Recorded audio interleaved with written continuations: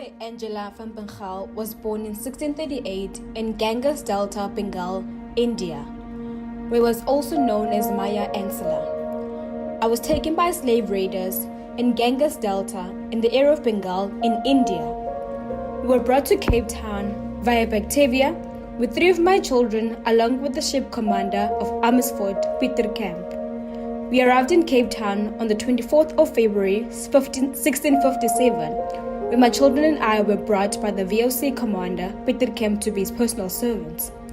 Soon after being in the Cape, Jan van Bengale wrote a letter to the Henry Council 17 to request for a labor slave. Peter Camp auctioned us at the slave tree, which still serves as a memory of the Cape slavery near the slave lodge in Cape Town, where he sold us to Jan and Maria van Riebeeck to work as their household slave, where I worked as an indentured slave for 5 years.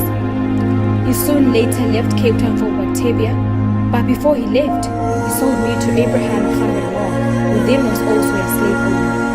I worked for Abraham until the year 1668, which was the time Abraham returned to Netherlands, but before he left, he freed me. 2 years later, after being freed, I made a full transition to the Cape Burger Society, where I was baptized as a Christian in the Neder-Dutch Kerk in Cape Town. A year later, after being baptized, I got married to a Dutchman, Untold, who was a reasonably wealthy freeburger. We got married for 20 years with 6 of our children. That was when the time we built our lives together in the Cape Colony, which is now known as Adel Street in the CBD. Unfortunately, my husband died. We had become a widow that inherited 6,495 guilders and a plot of land. I soon became the owner of the land inherited from my late husband. In fact, I became the first woman to be granted land in the Cape in my own name. I was one of the most famous slaves in the Cape. As a widow with a small fortune and a plot of land, I became a wealthy, independent woman, of which was a rare state for women to be in. My wealth and my character were greatly described as wonderful, which placed me in a high standard in the Cape society.